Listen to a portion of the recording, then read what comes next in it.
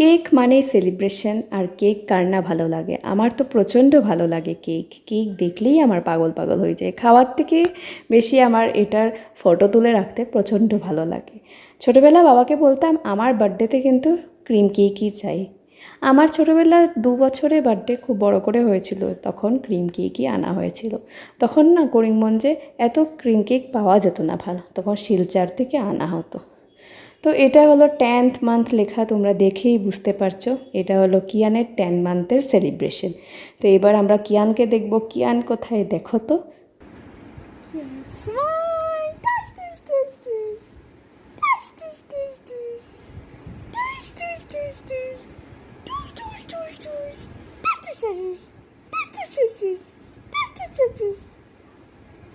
তো এই দেখো সব পুতুলের মধ্যে আমার কিয়ান পুতুলও বসে আছে। আর ও তো ছোটোখাটো, আরও লাগছে পুতুলই পুরো।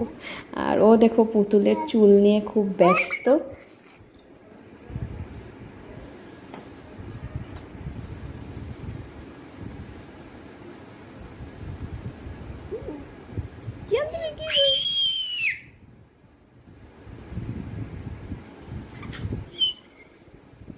কি করছো তুমি?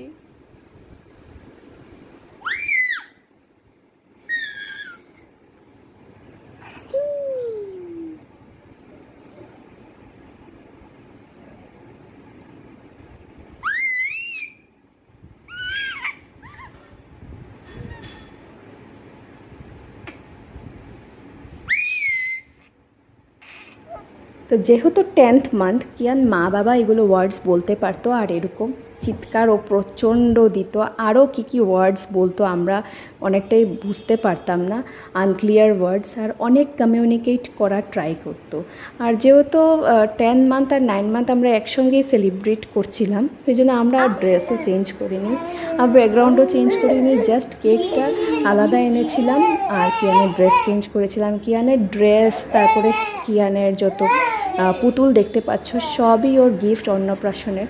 মানে অন্নপ্রাশনে আমরা যত গিফট পেয়েছি, আমি মনে হয় 2 বছর 3 বছর ওর মানে আমার এতটা কাপড় কিনতে হবে না, এত ভালো ভালো কাপড় পেয়েছি। আর এই দেখো আমরা এখন একটু কেক কাটিং করব। কিছুক্ষণ আগেই আমরা 9 মান্থের কেকের অবস্থা তোমরা হয়তো ব্লগটা দেখলে বুঝতে পারবে। আর এখানে অনেক কষ্ট করে আমরা ট্রাই করছি। তো তোমাদের যদি ভালো লেগে থাকে এই মিনি ব্লগগুলো, মেমোরিজগুলো, তোমরা অবশ্যই লাইক কমেন্ট করবে কিয়ানের জন্য। Love you all, bye by.